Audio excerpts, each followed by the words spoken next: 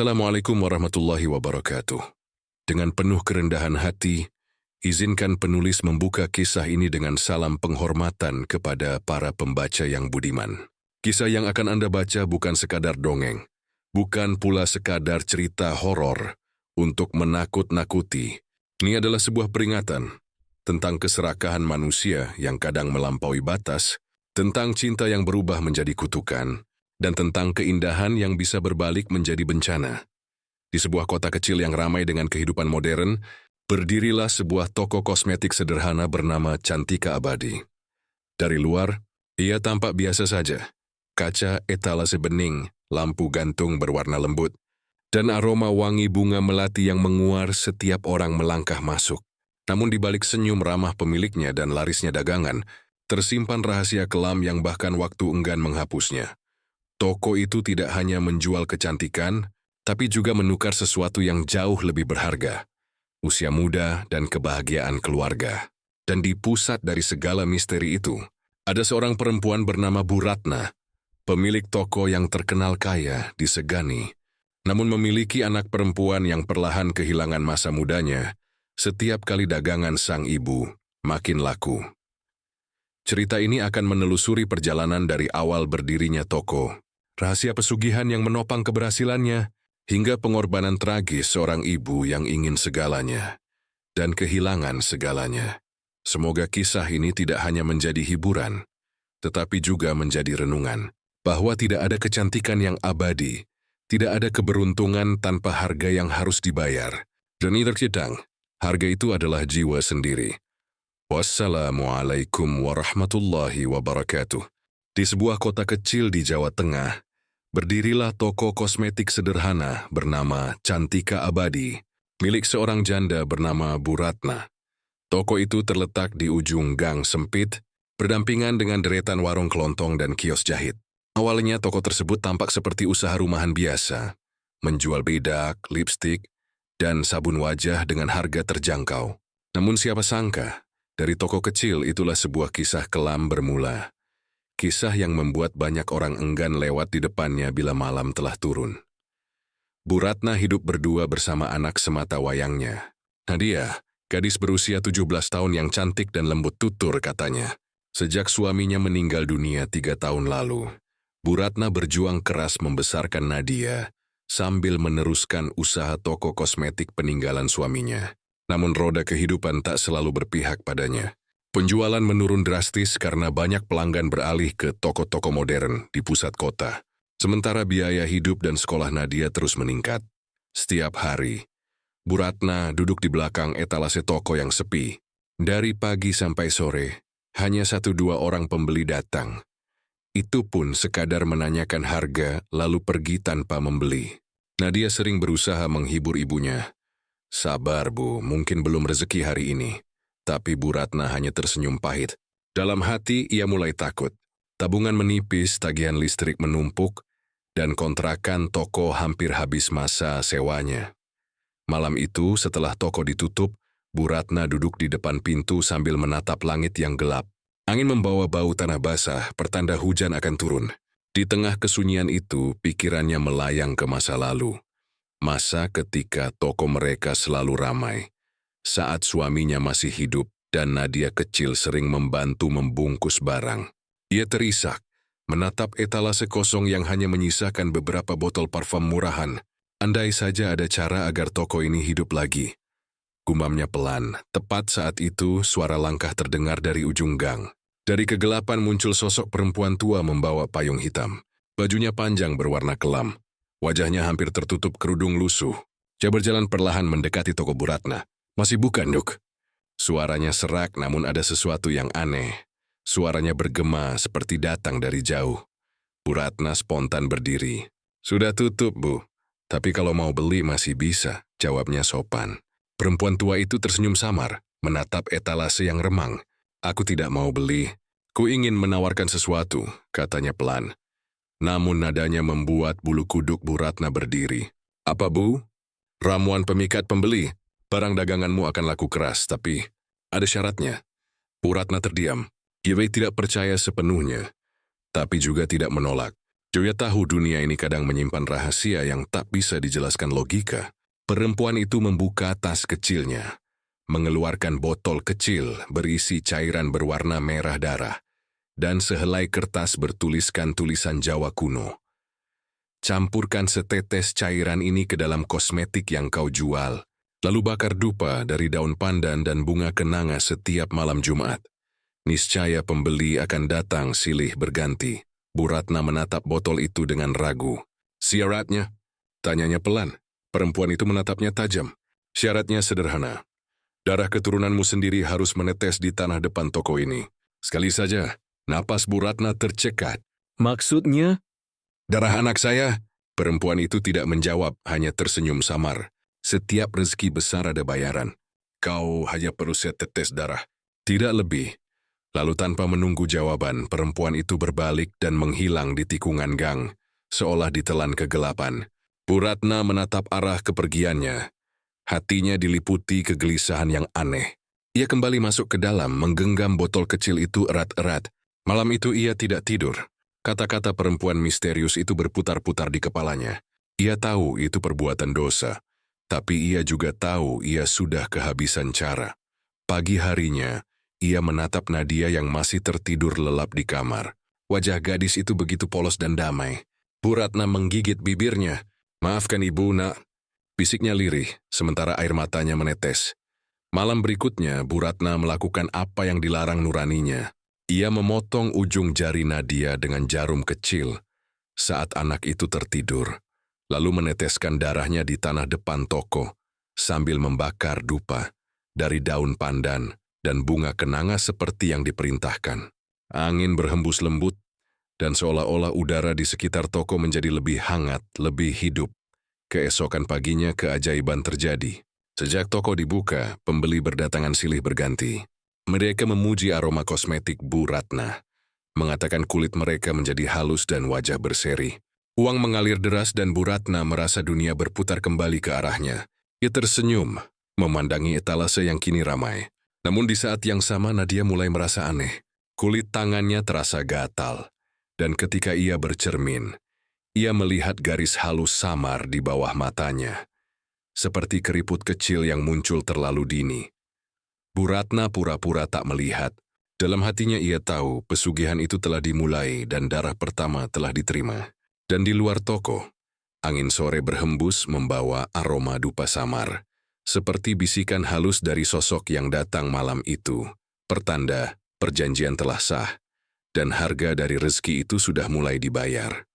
Sejak malam penetesan darah itu, suasana di toko Cantika Abadi terasa berbeda. Aroma dupa yang sempat Bu Ratna bakar masih terasa samar di udara, seolah menempel pada setiap rak dan botol kosmetik di sana. Esoknya, sinar matahari pagi menembus kaca etalase dan jatuh pada deretan bedak, lipstik, serta parfum, membuat semuanya tampak berkilau, tak biasa. Hari itu toko mulai ramai. Dari pagi sampai menjelang sore, pembeli datang silih berganti. Para ibu rumah tangga, gadis remaja, hingga pegawai kantor berdatangan untuk mencoba kosmetik Bu Ratna. Mereka memuji kualitas produknya. Wajah saya langsung cerah, Bu, kata seorang pelanggan. Lipstiknya harum, Bu, beda dari yang lain. Ujar yang lain sambil tersenyum puas. Bu Ratna hanya tersenyum dan berterima kasih, tapi dalam hatinya ada sesuatu yang bergolak. Ia tahu ramainya toko itu bukan hasil kerja kerasnya semata. Semua karena perjanjian dengan perempuan misterius malam itu. Dan meski sedikit merasa bersalah, ia tak bisa menolak rezeki yang datang begitu deras. Namun satu hal membuatnya gelisah. Nadia. Sejak pagi gadis itu tampak pucat. Ia sering mengeluh pusing dan kulit wajahnya mulai tampak kering. Garis halus di bawah matanya semakin jelas. Bu, kenapa aku merasa lemas ya? Tanyanya saat membantu melayani pembeli.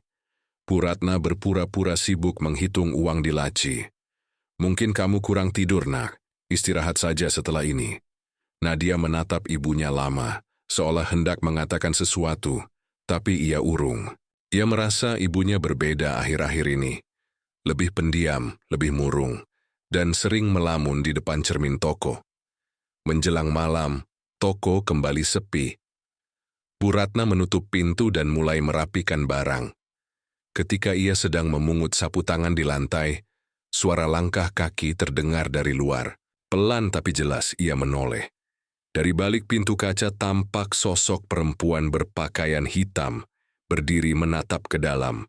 Tubuhnya bungkuk, payung hitamnya kini basah oleh hujan gerimis. Bu Ratna tercekat. Itu perempuan yang sama, yang datang malam sebelumnya. Ia segera membuka pintu. "Bu, Anda lagi?" Perempuan itu tersenyum samar, bibirnya pucat, matanya seperti tidak berkelopak. "Sudah mulai terasa manisnya rezeki, kan?" katanya lirih. "Aku datang menagih janji." "Janji apa?" Suara Bu Ratna bergetar. "Dupa dan minyak itu tidak boleh berhenti dibakar setiap malam Jumat. Dan anakmu." Ia menatap ke arah kamar Nadia yang pintunya setengah terbuka. "Darahnya harus mengalir lagi, meski hanya sedikit. Itu yang membuat daya tarik kosmetikmu tetap hidup." Bu Ratna menelan ludah, wajahnya pucat pasi. "Tidak bisa, Bu. Saya tidak tega. Anak saya sudah mulai sakit." Perempuan itu tertawa kecil, suaranya menggema seperti bisikan dari dasar sumur. "Kalau begitu, bersiaplah. Semua pelangganmu akan pergi, dan tokonya akan hancur." Angin malam tiba-tiba berembus kencang. Lampu toko berkelap-kelip dan aroma dupa kembali memenuhi ruangan. Perempuan itu perlahan menghilang, meninggalkan genangan air di depan pintu. Tapi air itu bukan air hujan. Warnanya merah tua, seperti darah yang mengalir di lantai. Bu Ratna tertegun, kakinya gemetar. Dalam hati ia menyesal, tapi rasa takut akan kehilangan semua kesuksesan yang baru diraihnya membuatnya bimbang. Ia menatap uang hasil penjualan hari itu, tebal, berlimpah, dan hatinya menjadi buta oleh keserakahan. Malam itu ia kembali menyiapkan dupa, bunga kenanga, dan botol ramuan merah. Ia berjalan ke kamar Nadia yang sedang tertidur. Kali ini bukan jarum kecil, melainkan pisau silet halus yang digunakannya untuk menggoreskan luka di telapak tangan anaknya. Setetes darah jatuh ke tanah di depan toko, bercampur dengan air hujan yang belum kering.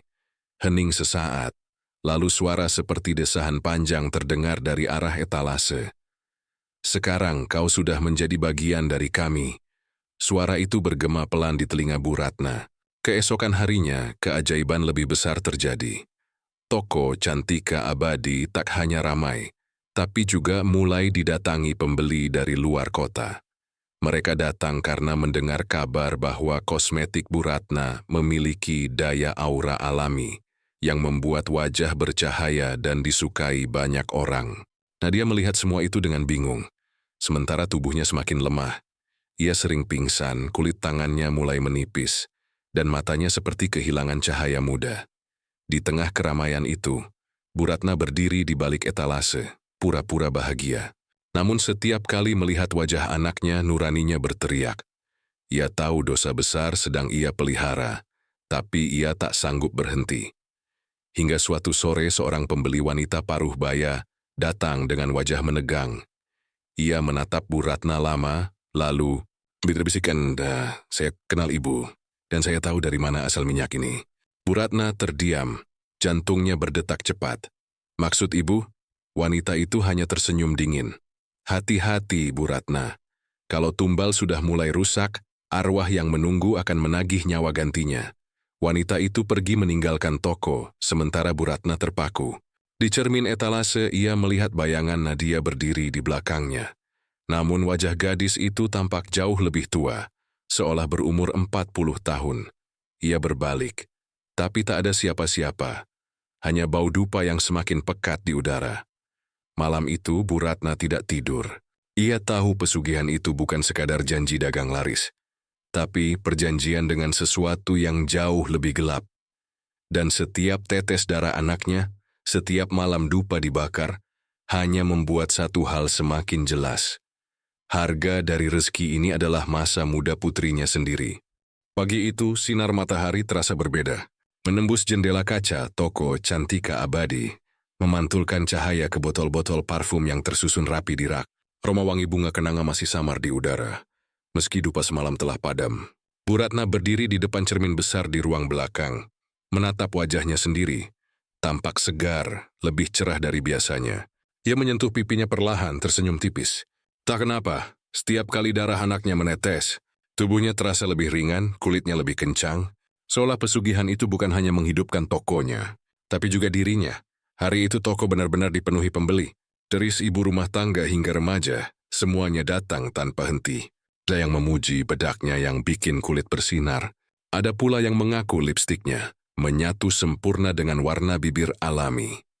Tak ada yang tahu rahasia di balik itu, bahwa di setiap bedak yang dijual, ada setetes ramuan merah dari botol kecil pemberian perempuan misterius itu. Nadia membantu ibunya melayani pembeli, tapi ia tampak lemas. Setiap beberapa menit, ia menyeka keringat di dahi, meski udara tidak panas. Kadang tangannya gemetar ketika mengemas barang. "Bu, boleh aku istirahat sebentar?" Suaranya lirih. "Jenak di belakang saja," jawab Bu Ratna cepat tanpa menatap wajahnya. Ia tahu su Nadia makin pucat, tapi Bu Ratna sudah terlanjur terlalu dalam. Setiap kali toko ramai, hatinya dipenuhi perasaan campur aduk, antara bangga, bersalah, dan takut kehilangan rezeki. Siang menjelang sore, pengunjung semakin ramai. Orang-orang bahkan rela antre di depan toko. "Curing sebeli," berkata ya Bu Ratna. "Sekarang toko ibu ini terkenal. Banyak yang bilang kosmetik ibu membawa hoki dan bikin awet muda." Bu Ratna tersenyum, meski jantungnya berdebar keras. Kata awet muda terasa seperti sindiran tajam, sebab dialah yang menyerap masa muda anaknya demi larisnya dagangan. Sementara di ruang belakang, Nadia duduk di depan cermin, menatap pantulan wajahnya sendiri. Ia menjerit kecil ketika melihat keriput samar di sekitar matanya bertambah. Rambut hitamnya mulai tampak ada helaian putih. "Apa yang terjadi padaku?" gumamnya. Ia menyentuh wajahnya dengan jari gemetar. Tubuhnya masih muda, tapi kulitnya kehilangan kilau. Joey merasa ada sesuatu yang disedot perlahan dari dalam dirinya. Malam tiba. Setelah toko tutup dan pembeli terakhir pergi, Bu Ratna menghitung uang hasil penjualan. Uang itu menumpuk tinggi di atas meja. Jumlah yang tak pernah ia bayangkan sebelumnya. Namun setiap lembar terasa berat. Berat oleh rasa bersalah yang mulai menekan batinnya. Tapi setiap kali ia mencoba berhenti, wajah perempuan tua misterius itu muncul dalam pikirannya. Dengan tatapan tajam yang seolah berkata, "Kau sudah berjanji." Malam itu, Bu Ratna kembali menyiapkan dupa. Kali ini tanpa ragu. Ia menyalakan api dan mulai membaca mantra di selembar kertas Jawa kuno yang diberikan dulu. Di luar, hujan turun pelan, menciptakan suara ritmis yang menenangkan namun mencekam. "Nduk, maafkan ibu," bisiknya lirih sambil mengambil silet kecil. Ia mendekati kamar Nadia yang tertidur pulas, menggores sedikit jari gadis itu, lalu meneteskan darahnya ke tanah di depan toko seperti sebelumnya. Begitu tetes terakhir menyentuh tanah, angin berhembus kencang. Lilin di dekat dupa berkedip-kedip, lalu mati sendiri. Dalam keheningan itu, Bu Ratna mendengar bisikan.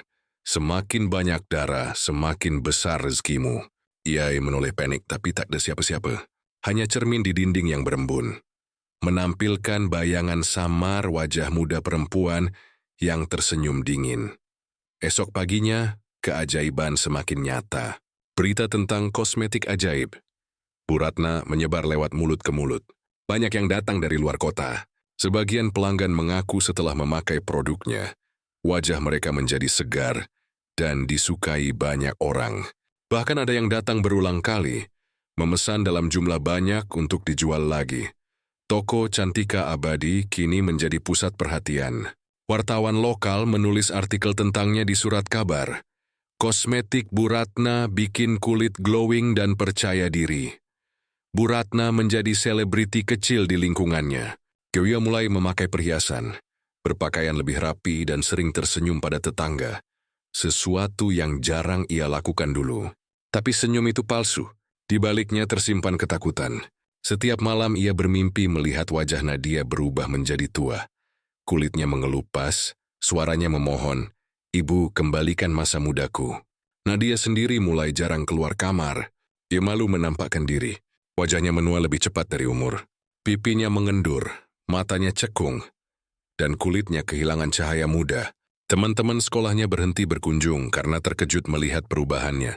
Ia sering menangis diam-diam, menyembunyikan wajah di balik selimut. Aku tidak sakit, tapi tubuhku seperti membusuk dari dalam, katanya pada diri sendiri suatu malam. Bu Ratna pura-pura tidak tahu. Setiap kali melihat Nadia, hatinya perih. Tapi pikirannya dipenuhi ketakutan akan kemiskinan yang dulu hampir menelannya. Hanya sedikit lagi, katanya berulang-ulang. Kalau sudah cukup, aku akan berhenti. Tapi pesugihan tak mengenal kata berhenti. Semakin banyak darah, semakin dalam ikatannya. Satu malam ketika Bu Ratna sedang menutup toko, ia melihat sesuatu yang membuat darahnya membeku. Di cermin besar etalase, tampak bayangan Nadia. Masih muda, cantik, tersenyum. Tapi ketika ia berbalik, yang berdiri di belakangnya hanyalah Nadia yang sebenarnya. Wajahnya layu dan keriput, dengan mata kosong menatap ibunya. "Ibu, aku mimpi jadi tua," katanya lirih. Bu Ratna tak bisa menjawab. Air matanya jatuh diam-diam.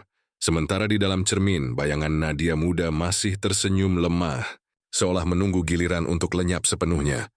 Hari-hari berikutnya berjalan seperti mimpi buruk yang tak berujung. Toko Cantika Abadi semakin ramai. Omsetnya berlipat ganda, tapi di balik itu, tubuh Nadia terus berubah. Perlahan namun pasti. Seolah waktu di dalam dirinya berlari 100 kali lebih cepat daripada orang lain. Kulitnya yang dulu halus kini dipenuhi keriput halus di sekitar mata dan mulut. Pipi mudanya yang merona kini mengendur dan kusam.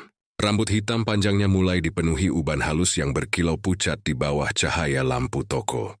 Dia berusaha menutupinya dengan kerudung, tapi tetap saja orang-orang yang berbelanja mulai memperhatikan. Itu anak Bu Ratna ya? Kok sekarang kelihatan tua ya? Iya, padahal dulu cantik banget. Mirip artis. Bisikan-bisikan itu sering terdengar dari pelanggan yang mengantri. Tapi anehnya tak satu pun dari mereka berhenti datang. Justru semakin banyak yang berbelanja. Semakin tua wajah Nadia, semakin ramai toko itu. Bu Ratna tahu itu bukan kebetulan. Setiap kali Nadia semakin menua, uang di lacinya bertambah 2 kali lipat. Ia tak tahu harus bersyukur atau menangis. Kadang saat malam, ketika membakar dupa di ruang belakang, ia menatap wajah anaknya yang tertidur dan berbisik lirih. "Maafkan ibu, nak, semua ini demi kita berdua." Tapi ia tahu kalimat itu hanya pembenaran belaka. Suatu pagi Nadia menatap dirinya di cermin dengan mata sembab. Ia nyaris tidak mengenali pantulan wajah di depannya. Kulit lehernya mulai mengendur, kantung matanya menghitam dan jemarinya mulai berkerut. Aku seperti nenek-nenek," gumamnya sambil menangis. Saat itu usianya baru 18 tahun. Hari itu ia memutuskan tidak mau lagi membantu ibunya di toko. Ia menutup diri di kamar, menolak bertemu siapapun. Namun setiap kali toko mulai sepi, suara-suara aneh muncul dari kamar Nadia. Ada suara tangisan pelan yang bercampur bisikan samar. Kadang terdengar suara seperti benda jatuh. Kadang seperti seseorang berbicara dengan dirinya sendiri. "Siapa engkau?" Begitu kata suara itu. Kadang terdengar seperti berasal dari balik cermin. Nadia sering menatap cermin di kamarnya, dan kadang ia melihat sosok lain di dalam sana. Versi dirinya yang masih muda, tersenyum pahit, seperti sedang mengejek. Sosok itu akan melambaikan tangan, lalu menghilang dalam kabut tipis yang menyelimuti pantulan kaca. Suatu malam Nadia bermimpi berjalan di lorong gelap, dengan bau dupa yang sangat kuat. Di ujung lorong itu ada perempuan tua berpakaian hitam. Perempuan yang sama, yang dulu datang ke toko ibunya. Wajahnya kini jelas, kulitnya keriput seperti kulit ular. Matanya merah menyala dan giginya panjang menonjol. "Cantik ya wajahmu," kata sosok itu sambil menyeringai. "Sayang wajah itu bukan milikmu lagi. Sudah menjadi bagian dari perjanjian ibumu." Nadia menjerit tapi suaranya lenyap dalam kegelapan. Saat ia terbangun, ia menemukan darah menetes dari ujung jarinya. Di tempat yang sama di mana ibunya dulu mengambil darah pertamanya. Keesokan paginya, Bu Ratna kaget melihat Nadia duduk di depan toko. Wajah anaknya tampak lebih tua dari kemarin. Rambutnya kini benar-benar beruban. Matanya sayu dan kulit tangannya menipis seperti kulit orang lanjut usia. "Nak, kenapa keluar kamar?" tanya Bu Ratna dengan suara gemetar. Nadia menatap ibunya dengan mata yang basah tapi tenang. "Aku mau bantu jualan lagi, Bu. Kalau aku di rumah terus, aku takut." Bu Ratna tidak menjawab. Ia tahu ketakutan anaknya bukan ketakutan biasa. Ada sesuatu yang terus menghantui, sesuatu yang hidup di antara dupa, uang, dan darah. Hari itu, entah kenapa, pembeli lebih banyak dari biasanya. Ada yang datang dengan mobil, ada yang naik sepeda, bahkan ada yang membawa rombongan. Toko penuh sesak, dan di tengah keramaian itu, banyak yang melirik Nadia dengan rasa iba sekaligus penasaran. Beberapa pembeli berbisik, kasihan anaknya Bu Ratna ya. Kayaknya sakit berat. Namun begitu mereka membeli kosmetik Bu Ratna, wajah mereka tampak berseri dan bahagia, seolah ikut menyerap sisa aura muda yang tersisa dari tubuh Nadia. Malam harinya, Bu Ratna mencoba bicara. Nadia, kalau kamu mau, kita bisa pindah. Tutup toko ini, mulai hidup baru. Nadia menatap ibunya lama. Ibu mau jujur? Apa yang sebenarnya terjadi sama aku? Bu Ratna tidak bisa menjawab. Air matanya menetes tanpa suara. Ia hanya memeluk anaknya erat. Tapi di dalam hatinya ia tahu, meskipun mereka kabur sejauh apapun, perjanjian itu tak akan lepas.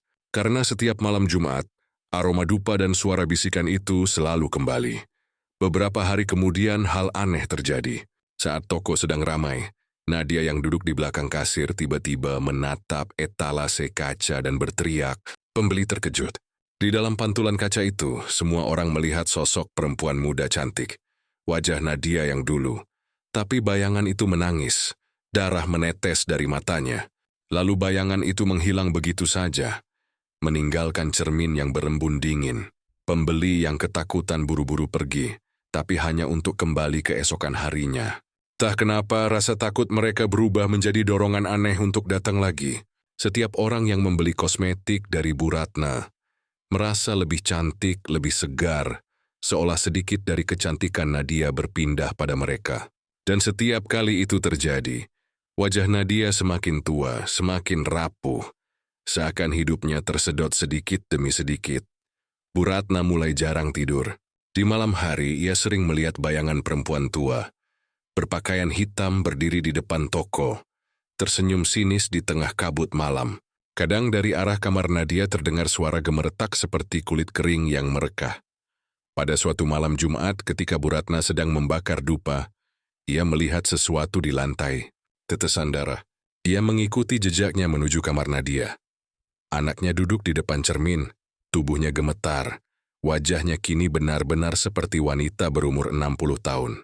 Tapi yang paling menakutkan, dari dalam cermin, pantulan Nadia muda tersenyum dengan mata merah menyala. Ibu, aku capek, bisik Nadia tua. Tapi dia tidak mau pergi. Dia terus menatapku. Bu Ratna jatuh berlutut menutup wajahnya dengan tangan. Tangisnya pecah. Dewi sadar pesugihan itu bukan lagi tentang rezeki, tapi sudah menjadi kutukan. Dan setiap napas anaknya kini adalah hutang yang harus dibayar dengan masa mudanya sendiri. Dari balik cermin, bayangan Nadia muda tertawa pelan. Suara yang terdengar manis, tapi dingin dan kejam. Di luar toko, angin malam berhembus membawa aroma dupa dan bunga kenanga. Langit tampak tenang, tapi di bawahnya di toko kecil di ujung gang itu, ada tragedi yang mulai mencapai puncaknya. Hari-hari berikutnya berjalan seperti mimpi buruk yang tak berujung. Toko Cantika Abadi semakin ramai. Omsetnya berlipat ganda, tapi di balik itu, tubuh Nadia terus berubah, perlahan namun pasti. Seolah waktu di dalam dirinya berlari 100 kali lebih cepat daripada orang lain. Kulitnya yang dulu halus kini dipenuhi keriput halus di sekitar mata dan mulut. Pipi mudanya yang merona kini mengendur dan kusam. Rambut hitam panjangnya mulai dipenuhi uban halus yang berkilau pucat di bawah cahaya lampu toko. Ia berusaha menutupinya dengan kerudung. Tapi tetap saja orang-orang yang berbelanja mulai memperhatikan. Itu anak Bu Ratna ya? Kok sekarang kelihatan tua, ya? Iya, padahal dulu cantik banget. Mirip artis. Bisikan-bisikan itu sering terdengar dari pelanggan yang mengantri, tapi anehnya tak satu pun dari mereka berhenti datang. Justru semakin banyak yang berbelanja. Semakin tua wajah Nadia, semakin ramai toko itu. Bu Ratna tahu itu bukan kebetulan. Setiap kali Nadia semakin menua, uang di lacinya bertambah 2 kali lipat. Dia tak tahu harus bersyukur atau menangis. Kadang saat malam, ketika membakar dupa di ruang belakang, ia menatap wajah anaknya yang tertidur dan berbisik lirih. Maafkan Ibu, Nak. Semua ini demi kita berdua. Tapi ia tahu, kalimat itu hanya pembenaran belaka. Suatu pagi, Nadia menatap dirinya di cermin dengan mata sembab. Dirinya nyaris tidak mengenali pantulan wajah di depannya. Kulit lehernya mulai mengendur, kantung matanya menghitam, dan jemarinya mulai berkerut. Aku seperti nenek-nenek, gumamnya sambil menangis. Saat itu usianya baru 18 tahun. Hari itu ia memutuskan tidak mau lagi membantu ibunya di toko. Ia menutup diri di kamar, menolak bertemu siapapun. Namun setiap kali toko mulai sepi, suara-suara aneh muncul dari kamar Nadia. Ada suara tangisan pelan yang bercampur bisikan samar. Kadang terdengar suara seperti benda jatuh. Kadang seperti seseorang berbicara dengan dirinya sendiri. "Siapa kau?" Begitu kata suara itu, kadang terdengar seperti berasal dari balik cermin. Nadia sering menatap cermin di kamarnya, dan kadang ia melihat sosok lain di dalam sana. Versi dirinya yang masih muda, tersenyum pahit, seperti sedang mengejek. Sosok itu akan melambaikan tangan, lalu menghilang dalam kabut tipis yang menyelimuti pantulan kaca. Suatu malam, Nadia bermimpi berjalan di lorong gelap dengan bau dupa yang sangat kuat. Di ujung lorong itu ada perempuan tua berpakaian hitam, perempuan yang sama yang dulu datang ke toko ibunya. Wajahnya kini jelas, kulitnya keriput seperti kulit ular, matanya merah menyala dan giginya panjang menonjol. "Cantik ya wajahmu," kata sosok itu sambil menyeringai. "Sayang, wajah itu bukan milikmu lagi. Sudah menjadi bagian dari perjanjian ibumu." Nadia menjerit, tapi suaranya lenyap dalam kegelapan. Saat ia terbangun, ia menemukan darah menetes dari ujung jarinya. Di tempat yang sama di mana ibunya dulu mengambil darah pertamanya. Keesokan paginya, Bu Ratna kaget melihat Nadia duduk di depan toko. Wajah anaknya tampak lebih tua dari kemarin. Rambutnya kini benar-benar beruban, matanya sayu, dan kulit tangannya menipis seperti kulit orang lanjut usia. "Nak, kenapa keluar kamar?" tanya Bu Ratna dengan suara gemetar. Nadia menatap ibunya dengan mata yang basah tapi tenang. "Aku mau bantu jualan lagi, Bu. Kalau aku di rumah terus aku takut." Bu Ratna tidak menjawab. Ia tahu ketakutan anaknya bukan ketakutan biasa. Ada sesuatu yang terus menghantui, sesuatu yang hidup di antara dupa, uang, dan darah. Hari itu, entah kenapa pembeli lebih banyak dari biasanya. Ada yang datang dengan mobil, ada yang naik sepeda, bahkan ada yang membawa rombongan. Toko penuh sesak. Dan di tengah keramaian itu, banyak yang melirik Nadia dengan rasa iba sekaligus penasaran. Beberapa pembeli berbisik, "Kasihan anaknya Bu Ratna ya, kayaknya sakit berat." Namun begitu mereka membeli kosmetik Bu Ratna, wajah mereka tampak berseri dan bahagia, seolah ikut menyerap sisa aura muda yang tersisa dari tubuh Nadia. Malam harinya, Bu Ratna mencoba bicara. "Nadia, kalau kamu mau, kita bisa pindah. Tutup toko ini, mulai hidup baru." Nadia menatap ibunya lama. "Ibu mau jujur? Apa yang sebenarnya terjadi sama aku?" Bu Ratna tidak bisa menjawab. Air matanya menetes tanpa suara. Ia hanya memeluk anaknya erat. Tapi di dalam hatinya ia tahu, meskipun mereka kabur sejauh apapun, perjanjian itu tak akan lepas. Karena setiap malam Jumat, aroma dupa dan suara bisikan itu selalu kembali. Beberapa hari kemudian, hal aneh terjadi. Saat toko sedang ramai, Nadia yang duduk di belakang kasir tiba-tiba menatap etalase kaca dan berteriak. Pembeli terkejut. Di dalam pantulan kaca itu, semua orang melihat sosok perempuan muda cantik, wajah Nadia yang dulu. Tapi bayangan itu menangis, darah menetes dari matanya. Lalu bayangan itu menghilang begitu saja, meninggalkan cermin yang berembun dingin. Pembeli yang ketakutan buru-buru pergi, tapi hanya untuk kembali keesokan harinya. Entah kenapa, rasa takut mereka berubah menjadi dorongan aneh untuk datang lagi. Setiap orang yang membeli kosmetik dari Bu Ratna merasa lebih cantik, lebih segar, seolah sedikit dari kecantikan Nadia berpindah pada mereka. Dan setiap kali itu terjadi, wajah Nadia semakin tua, semakin rapuh, seakan hidupnya tersedot sedikit demi sedikit. Bu Ratna mulai jarang tidur. Di malam hari ia sering melihat bayangan perempuan tua berpakaian hitam berdiri di depan toko, tersenyum sinis di tengah kabut malam. Kadang dari arah kamar Nadia terdengar suara gemeretak seperti kulit kering yang merekah. Pada suatu malam Jumat, ketika Bu Ratna sedang membakar dupa, ia melihat sesuatu di lantai. Tetesan darah. Ia mengikuti jejaknya menuju kamar Nadia. Anaknya duduk di depan cermin, tubuhnya gemetar. Wajahnya kini benar-benar seperti wanita berumur 60 tahun. Tapi yang paling menakutkan, dari dalam cermin, pantulan Nadia muda tersenyum dengan mata merah menyala. "Ibu, aku capek," bisik Nadia tua, tapi dia tidak mau pergi. Dia terus menatapku. Bu Ratna jatuh berlutut menutup wajahnya dengan tangan.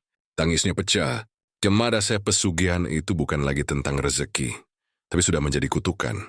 Dan setiap napas anaknya kini adalah hutang yang harus dibayar dengan masa mudanya sendiri. Dari balik cermin, bayangan Nadia muda tertawa pelan, suara yang terdengar manis, tapi dingin dan kejam. Di luar toko, angin malam berhembus membawa aroma dupa dan bunga kenanga. Langit tampak tenang, tapi di bawahnya, di toko kecil di ujung gang itu, ada tragedi yang mulai mencapai puncaknya.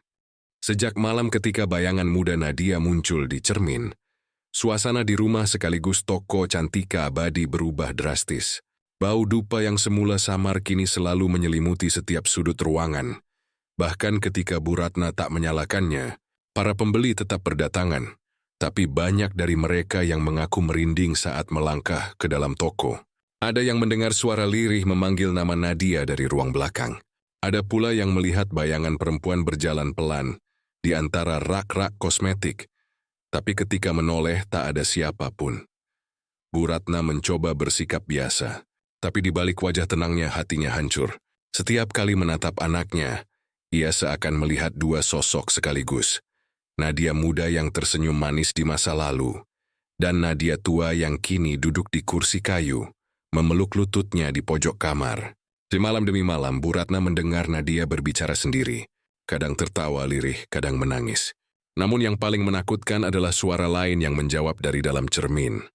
Suatu malam, ketika angin berdesir di antara genting dan bunyi bel toko berdering sendiri, Bu Ratna tak tahan lagi.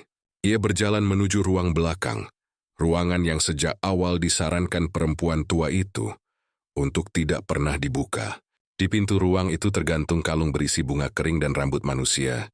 Di bawahnya, dupa padam meninggalkan sisa abu berbentuk lingkaran. Bu Ratna ragu, tapi rasa penasaran dan keputusasaan menuntunnya untuk memutar kunci. Pintu itu terbuka perlahan, dan hawa dingin menyergap seperti napas dari dunia lain. Ruangan itu gelap, hanya diterangi cahaya lilin yang meneteskan lelehan seperti darah beku. Di tengah ruangan terdapat altar kecil dari batu hitam. Di atasnya tergeletak mangkuk kaca berisi cairan merah yang sudah mengering. Di dinding tergantung foto-foto Nadia dari kecil hingga remaja. Semuanya tersusun rapi, melingkar seperti ritual. Namun yang paling membuat tubuh Bu Ratna gemetar adalah boneka kecil dari jerami yang terikat benang merah di tengah altar. Dengan wajah Nadia yang tergambar di potongan kertas tipis di kepala boneka itu, Bu Ratna menatapnya dengan mata berair. Ya Tuhan, apa yang telah kulakukan? Tapi sebelum ia sempat mendekat, suara dari belakang membuat tubuhnya membeku. Ibu tahu tidak seharusnya membuka ruangan itu. Suara itu pelan namun dingin. Bu Ratna berbalik. Di ambang pintu berdiri Nadia, tapi wajahnya separuh tua, separuh muda.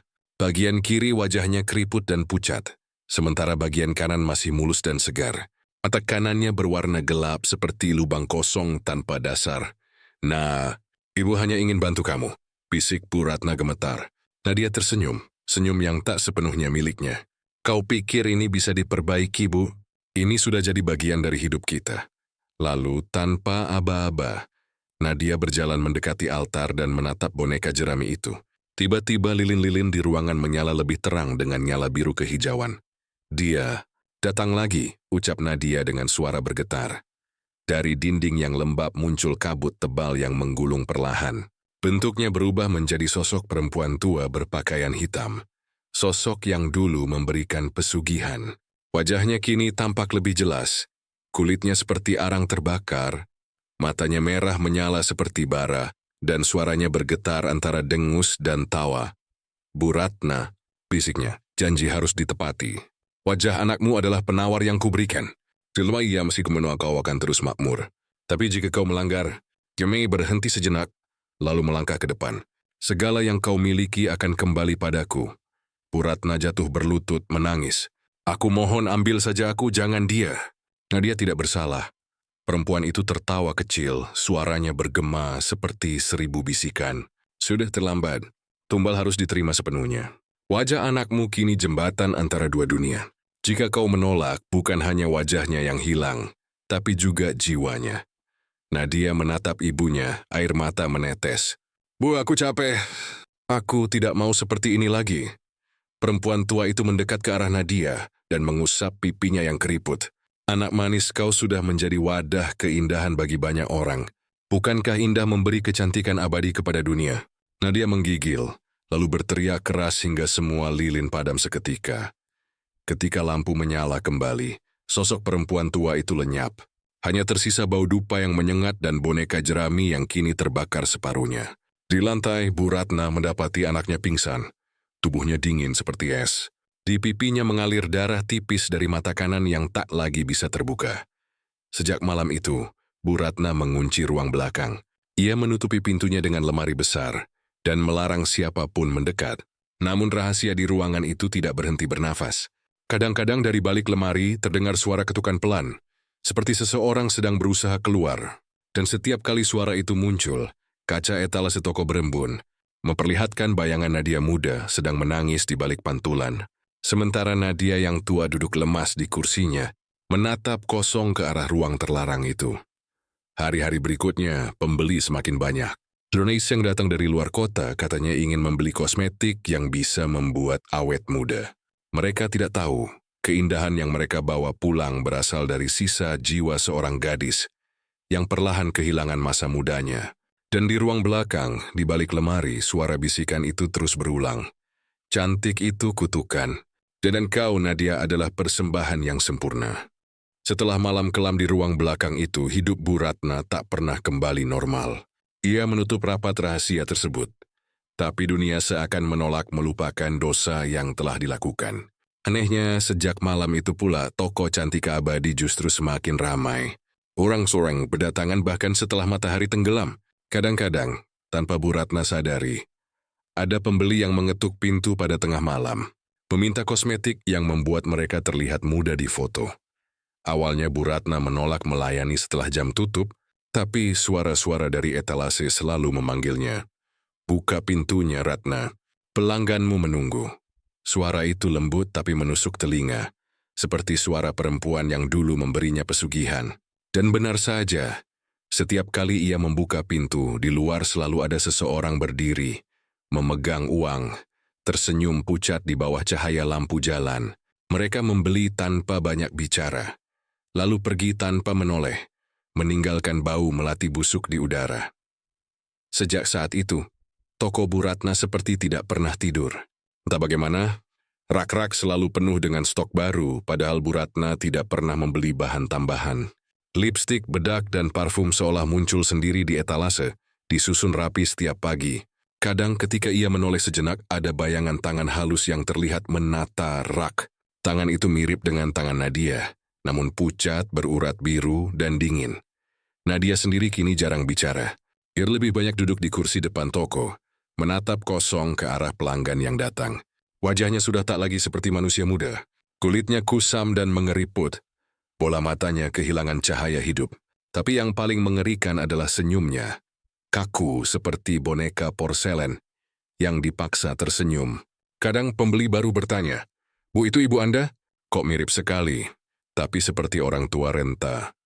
Bu Ratna hanya bisa tersenyum kaku menjawab singkat, "Itu penjaga toko saya." Namun di tengah semua itu, rezeki mengalir deras. Rumah Bu Ratna direnovasi. Mobil baru terparkir di depan toko, dan rekeningnya berlipat ganda. Dia mencoba menenangkan hati, meyakinkan diri bahwa penderitaan Nadia tidak sia-sia. Namun setiap malam, rasa bersalah itu menghantui. Kadang ia mendengar suara langkah kaki di atas genting. Kadang suara perempuan bernyanyi pelan dari ruang belakang. Cantik itu dosa, cantik itu darah. Dan setiap kali suara itu terdengar, tubuh Nadia tampak semakin menyusut. Tulangnya makin menonjol, kulitnya makin menipis seperti kertas tua yang siap robek. Sampai suatu malam yang ganjil. Sekitar pukul 2 pagi, bel toko berbunyi sendiri. Ting, ting, ting. Bu Ratna terbangun dengan napas terengah menatap jam dinding yang menunjukkan waktu tak masuk akal untuk ada pembeli. Tapi suara itu terus berbunyi. Ia turun dari tempat tidur, menyalakan lampu dan berjalan perlahan ke arah toko. Di luar kaca tampak sosok seorang perempuan muda berdiri. Rambutnya panjang menutupi sebagian wajah. Dia mengenakan baju putih sederhana dan di tangannya memegang uang lusuh. Ketika Bu Ratna membuka pintu, perempuan itu tersenyum samar. "Aku ingin membeli bedak yang membuatku cantik selamanya," katanya dengan suara gemetar. Bu Ratna menatap wajahnya lebih dekat, dan tubuhnya langsung lemas. Wajah perempuan itu adalah wajah Nadia, versi mudanya. "Siapa kamu?" tanya Bu Ratna, suaranya nyaris tak keluar. "Aku Nadia," jawabnya pelan. "Bukan yang ibu lihat di kursi itu, tapi yang dulu. Yang ibu jual untuk rezeki." Bu Ratna menatap ke arah dalam toko dan benar di kursi depan. Masih duduk sosok Nadia tua, kaku dan tak bergerak. Matanya kosong menatap keluar. Perempuan muda itu melangkah masuk. Setiap langkahnya meninggalkan bekas basah di lantai, seperti darah encer. Dia menyentuh rak kosmetik satu persatu, lalu berbisik, "Setiap botol ini menyimpan bagian kubu. Mereka pakai kecantikanku untuk menutupi dosa mereka. Tapi sekarang waktunya aku mengambilnya kembali." Lampu toko mulai bergetar. Suara bisikan ribuan perempuan menggema dari dinding. Cermin di etalase bergetar, memperlihatkan wajah-wajah pembeli yang pernah datang. Semuanya tersenyum kaku dengan mata hitam pekat. Nadia muda menatap ibunya dengan tatapan iba. "Ibu, aku tidak marah. Tapi aku ingin istirahat. Biarkan aku pergi." Lalu ia menoleh ke arah sosok Nadia tua yang duduk diam di kursinya. Perlahan, keduanya saling menatap, lalu tubuh mereka mulai bergetar hebat. Dalam sekejap, sosok muda itu merangkul tubuh tuanya, dan cahaya terang memancar dari keduanya, hingga seluruh ruangan berubah putih silau. Ketika cahaya itu mereda, keduanya menghilang. Yang tersisa hanyalah kursi kosong dan aroma melati yang pekat. Bu Ratna menjerit, tubuhnya gemetar, tapi suara jeritannya tertelan kesunyian malam. Keesokan paginya, toko Cantika Abadi tetap buka. Pintu otomatisnya bergerak sendiri. Lampu menyala dengan lembut. Dan pelanggan kembali datang seperti biasa. Namun tak ada lagi Bu Ratna di balik meja kasir. Tak ada juga Nadia tua di kursinya. Yang ada hanyalah suara halus dari dalam toko setiap kali seseorang mencoba membeli kosmetik. Cantik, itu kutukan. Bayar dengan jiwamu. Dan meski tak ada yang melayani, setiap pembeli yang datang selalu menemukan uang kembalian di meja. Dan bedak di dalam tas mereka, seolah ada tangan tak terlihat yang masih bekerja di balik etalase. Toko itu benar-benar tidak pernah tutup lagi. Beberapa bulan berlalu sejak lenyapnya Bu Ratna dan Nadia. Tapi toko Cantika Abadi tetap beroperasi seperti biasa. Orang-orang di sekitar mulai terbiasa dengan keanehan itu. Tiap pagi, tirai toko terbuka sendiri. Lampu neon menyala tepat pukul 7, dan etalasi selalu tampak bersih serta tersusun rapi. Tak ada pegawai, tak ada kasir, namun pembeli tetap berdatangan. Dan anehnya, mereka selalu mendapatkan barang yang mereka inginkan. Cukup meletakkan uang di meja kasir. Kosmetik yang mereka cari akan muncul sendiri dari rak, tergelincir halus ke arah tangan mereka. Kabar tentang toko ajaib itu menyebar cepat. Banyak yang menganggapnya sebagai tempat keramat. Barangnya berkualitas luar biasa, kata seorang pelanggan. Cukup oles sedikit, wajah langsung berseri. Namun tak semua kisah pembeli berakhir indah. Dalam beberapa minggu, beberapa pelanggan mulai mengeluhkan hal-hal aneh. Seorang perempuan muda yang sering membeli lipstik dari sana mendadak mengalami perubahan drastis. Kulitnya memucat, rambutnya rontok, dan wajahnya menua dalam semalam. Suaminya bersumpah bahwa sebelum tidur ia terlihat normal. Namun ketika pagi datang, istrinya menatap dari cermin dengan wajah keriput dan mata cekung yang ketakutan. Kasus serupa terjadi pada banyak pembeli lainnya. Mereka yang menggunakan produk Cantika Abadi perlahan kehilangan aura hidup. Namun yang lebih menyeramkan, di malam-malam tertentu, beberapa orang mengaku melihat bayangan perempuan muda berambut panjang berdiri di depan kaca toko, menatap mereka dari dalam. Wajahnya cantik tapi matanya kosong dan berair, seperti memohon agar seseorang menolongnya. Penduduk sekitar mulai resah. Namun ketakutan bercampur keingintahuan membuat toko itu tak pernah sepi. Mereka tahu ada yang salah, tapi rasa tamak membuat mereka tetap datang. Suatu malam, seorang jurnalis bernama Dimas Arianto memutuskan menyelidiki misteri ini. Ia datang dari Jakarta setelah membaca artikel viral di media lokal, berjudul "Kosmetik Gaib yang Bikin Cantik Sekaligus Menyerap Jiwa". Dimas bukan orang yang percaya hal mistis, tapi rasa penasaran membuatnya ingin membuktikan sendiri. Ia tiba di kota itu menjelang malam dan langsung menuju toko Cantika Abadi. Saat ia berdiri di depan pintu, kaca toko berembun meski udara kering. Di embun itu, muncul tulisan samar seperti goresan jari. "Cantik itu bayaran." Dimas merinding tapi tetap melangkah masuk. Begitu kakinya menginjak lantai toko, bel di atas pintu berdenting, dan aroma melati busuk menyeruak. Rak-rak penuh kosmetik berkilau di bawah lampu putih, yang terasa terlalu terang. "Permisi?" panggilnya. Tak ada jawaban. Dia melangkah lebih dalam, melihat meja kasir yang kosong. Di atasnya hanya ada uang receh, cermin kecil, dan buku catatan yang sudah menguning. Dimas membuka buku itu perlahan. Di halaman pertama tertulis nama Ratna Wulandari, pemilik toko. Namun yang membuat darahnya dingin adalah catatan berikutnya, ditulis dengan tinta merah. "Setiap kecantikan butuh pengorbanan. Setiap wajah muda lahir dari wajah yang dikorbankan. Darah anakku jadi penawar, tapi dosa tak bisa disembunyikan dari cermin." Tinta merah itu masih basah. Dimas menatap tangannya, dan jantungnya berdegup keras ketika sadar bahwa tinta itu bukan tinta, melainkan darah. Dia menjatuhkan buku itu dan mundur. Namun sebelum ia sempat keluar, bel toko berdenting lagi padahal tak ada angin. Lalu dari arah ruang belakang, terdengar suara langkah perlahan. Seseorang berjalan mendekat. Dimas menahan napas. Suara itu berhenti tepat di balik tirai beludru hitam yang menutupi pintu ruang belakang. "Bu Ratna?" panggilnya gemetar. Tak ada jawaban, hanya desahan lembut seperti napas yang terlalu dekat. Kemudian tirai itu bergeser sedikit. Dan dari celahnya muncul tangan pucat yang menggenggam lipstik merah.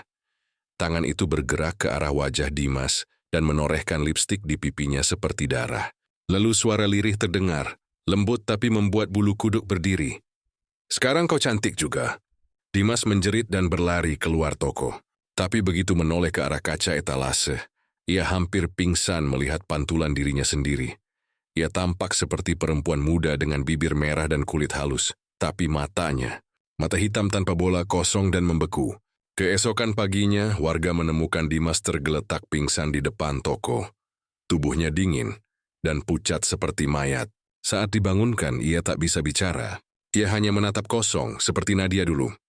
Setelah kejadian itu, pemerintah menutup toko Cantika Abadi. Polisi menyegel pintunya dengan garis kuning. Namun setiap malam, lampu toko selalu menyala kembali sendiri. Dan entah kenapa produk kosmetik yang dulu dijual Bu Ratna mulai muncul di toko-toko online tanpa penjual yang jelas. Banyak orang di kota lain membeli karena tergoda testimoni pengguna.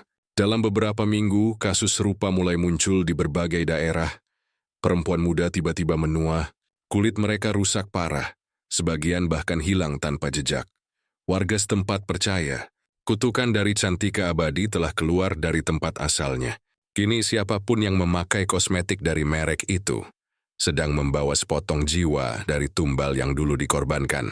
Dan setiap malam Jumat, di layar kaca toko yang sudah lama kosong itu, masih tampak pantulan dua sosok perempuan, Bu Ratna dan Nadia, berdiri berdampingan, menatap keluar dengan senyum beku. Suara mereka bergema pelan di udara malam. Kecantikan bukan berkah, tapi perjanjian. Beberapa bulan setelah kejadian di toko Cantika Abadi, kehidupan di kota kecil itu tampak kembali normal. Orang-orang sudah berhenti membicarakan kejadian aneh yang dulu menghantui mereka. Toko kosmetik misterius, wajah perempuan yang berubah tua, dan suara tangisan malam hari. Bangunan toko kini hanyalah reruntuhan.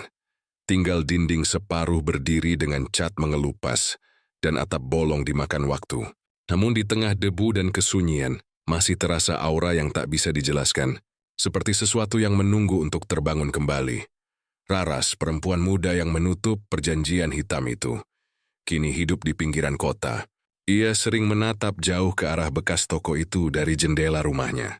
Dalam dirinya masih ada bayangan kejadian malam itu. Jeritan cahaya putih dan mata merah Nyai Ranti yang terakhir kali menatapnya dari dalam cermin. Setiap kali ia menutup mata, ia selalu melihat pantulan wajah itu muncul sekilas di pikirannya. Kadang di permukaan air, kadang di kaca rias, bahkan di sendok logam saat ia makan. Seolah cermin tak pernah benar-benar melepaskannya. Suatu malam, saat hujan turun rintik-rintik, Raras mendengar ketukan di pintu. Saat dibuka, tak ada siapa-siapa, hanya sebuah paket kecil terbungkus kain merah tua. Di atasnya tertulis, "Untukmu dari yang telah kau bebaskan." Jantung Raras berdegup cepat. Ia membuka bungkusan itu perlahan, dan di dalamnya terdapat sebuah cermin genggam tua berukir bunga melati. Identik dengan cermin yang dulu ia gunakan saat memutus kutukan. Tapi yang membuat darahnya dingin adalah bayangan yang muncul di permukaannya. Wajah Nadia, tersenyum lembut, namun matanya kini berwarna kelabu. "Nadia," bisik Raras. Suara lembut menjawab dari dalam cermin, "Aku sudah bebas." Tapi tidak semuanya. Tiba-tiba ruangan menjadi dingin. Angin berhembus dari arah jendela yang tertutup rapat, meniup lilin hingga padam. Dari cermin, muncul kabut putih tipis yang berputar pelan, lalu membentuk sosok perempuan muda dengan wajah cantik, namun tubuhnya setengah transparan. "Ada bagian dari jiwaku yang masih tertinggal di dunia ini," kata arwah itu lirih. "Bagian yang disimpan Nyai Ranti, di dalam serpihan terakhir cermin kutukan." Raras sadar, serpihan itu adalah pecahan kecil yang dulu ia simpan tanpa sengaja, yang kini tersimpan di dalam botol kaca di atas mejanya. Saat ia menatapnya, kilauan merah samar muncul dari dalam pecahan itu, seperti bara yang belum padam. "Kalau bagian itu tidak dikembalikan," lanjut Nadia, "Nyai Ranti akan terlahir lagi, menggunakan wajah siapapun yang bercermin dengan niat untuk menjadi lebih cantik." Raras menatap cermin itu dengan tegas. Ia tahu apa yang harus dilakukan. Ia mengambil serpihan kaca itu, membungkusnya dengan kain putih, lalu menuju reruntuhan Cantika abadi di tengah malam. Jalanan gelap, angin menggigit, dan aroma melati liar memenuhi udara, tanda bahwa dunia gaib mulai terbuka kembali. Setibanya di sana, Raras menyalakan dupa, meletakkan sesajen, dan mulai memanggil nama Nyai Ranti. "Wahai roh yang haus akan kecantikan," ucapnya keras, "aku datang untuk mengakhiri jejakmu di dunia ini." Dari reruntuhan toko, muncul kabut hitam pekat, suara tawa menggema di udara, semakin lama semakin keras. "Anak kecil bodoh," suara Nyai Ranti terdengar menggema dari segala arah. "Kau pikir bisa menghancurkan keabadian? Aku bukan iblis, aku adalah keinginan manusia yang tak akan pernah padam." Tanah di bawah kaki Raras bergetar. Pecahan kaca di tangannya berdenyut seperti jantung hidup. Ia menggenggamnya erat, lalu menatap ke arah bekas cermin besar yang dulu menjadi pintu Nyai Ranti. "Aku tidak bisa menghancurkan keinginan manusia," katanya mantap. "Tapi aku bisa menghancurkan wadahmu." Ia menancapkan serpihan kaca itu ke tanah sambil membacakan mantra kuno. Vibra muncul dari sela jarinya, membakar udara di sekelilingnya. Dari balik asap, sosok Nyai Ranti muncul lagi. Tapi kali ini tubuhnya rapuh, kulitnya retak seperti porselen pecah. "Tidak," jeritnya, "itu bukan milikmu." Namun Raras terus melafalkan mantra. Tanah bergetar makin keras, dan dari dalam cermin genggam yang ia bawa muncul sosok arwah Nadia. Wajahnya kini bersinar terang, rambutnya terurai, dan ia menatap Nyai Ranti dengan tatapan tenang. "Sudah cukup. Lepaskan semua yang kau ambil dariku," katanya lembut. Cahaya putih memancar dari tubuh Nadia, menyelimuti sosok Nyai Ranti. Jeritan panjang menggema di udara, lalu sunyi cermin pecah menjadi debu, dan kabut hitam lenyap seperti asap tersapu angin. Di bawah sinar bulan, Raras melihat arwah Nadia tersenyum padanya. Untuk terakhir kali sebelum menghilang sepenuhnya. Tak ada lagi cahaya merah, tak ada lagi bisikan. Namun saat Raras pulang ke rumah dan menatap wajahnya di cermin, ia terdiam. Di sana, di sudut pantulan, tampak bayangan samar seorang perempuan berkulit putih dengan senyum halus, sangat mirip dengan Nyai Ranti. Dan di bawah cermin itu tertulis goresan kabur seperti coretan kuku. "Kecantikan tidak pernah mati." hanya berpindah wajah. Raras menatap cermin itu lama, lalu memadamkan lilin satu persatu. Malam pun tenggelam dalam sunyi, menyisakan pertanyaan yang menggantung di udara. Apakah kutukan itu benar-benar berakhir, atau baru saja dimulai lagi?